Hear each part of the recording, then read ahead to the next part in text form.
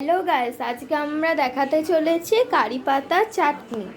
চাটনি আমাদের চুলের পক্ষে ভীষণ উপকারী। এটা খেলে সুগার কন্ট্রোলে থাকে।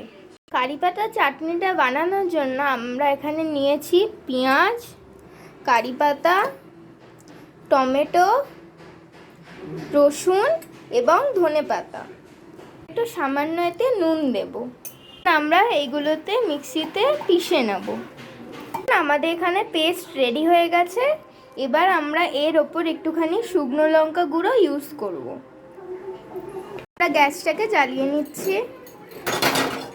এর ওপর একটা ছোট্ট কড়া বসাবো। আমরা এবার এতে একটু অল্প পরিমাণে সর্ষের তেল বসিয়ে দেবো। আমরা এতে সর্ষে ফোড়ন এবং শুকনো লঙ্কা ফোড়ন দিয়ে দেবো। আমরা পেস্টের মধ্যে দিয়ে দিলাম। আর আমরা এটা একটু ভাজা ভাজা মতো নেড়ে নেব। আপনারা এটা সব রকম জিনিসের সাথেই খেতে পারেন, রুটি, লুচি, ধোসা এবং অনেক কিছু। এখানে কারি পাতা চাটনি রেডি হয়ে গেছে।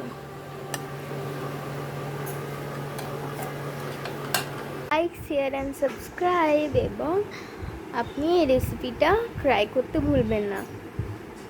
Bye bye bye.